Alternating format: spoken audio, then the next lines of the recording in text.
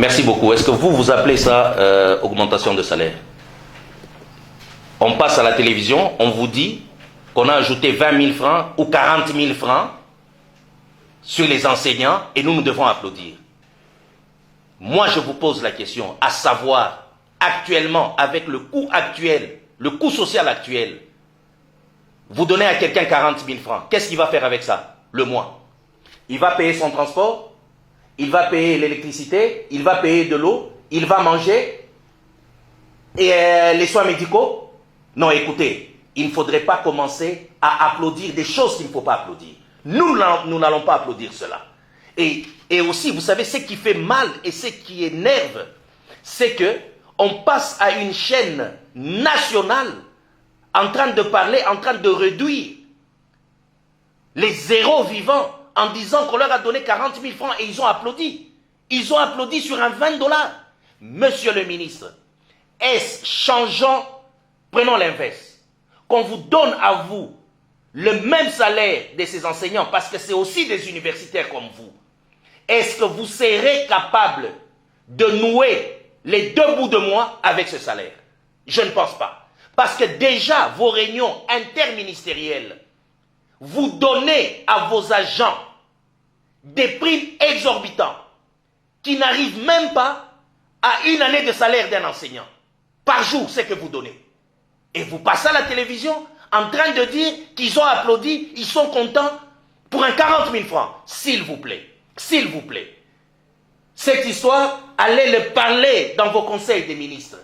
Ne venez pas nous parler de ça à la télévision parce que vous insultez le Congolais. Vous insultez le peuple congolais. Nous savons comment vous vivez. Vous avez un transport garanti, soins médicaux garantis, salaire garanti, vos voyages avec vos enfants garantis, vos enfants dans de bonnes écoles. Et au-delà de tout ça, vous avez aussi votre salaire. Eux, qu'est-ce qu'ils ont? En dehors du salaire, qu'est-ce qu'ils ont?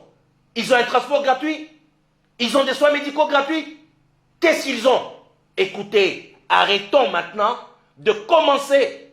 Et vous devrez arrêter de se moquer maintenant de nous. Vous en avez fait pendant beaucoup d'années. Maintenant, ça doit s'arrêter. La seule chose que nous avons besoin, que nous demandons, nous supplions au chef de l'État, c'est de revoir vos trains de vie, ministres, députés, sénateurs et les autres fonctionnaires qui sont dans une opulence extrême. Mais quand vous mettez vos costumes là, vous allez travailler et vous savez qu'il y a des milliers de Congolais qui coupissent, qui souffrent parce qu'ils n'ont rien à mettre dans la bouche. Vous êtes content? Quand vous vous servez de l'argent de ces milliers de Congolais, nous devons arrêter cela. Ces enseignants-là n'ont que ça, comme salaire. Ils n'ont pas de COP, ils n'ont pas de commission.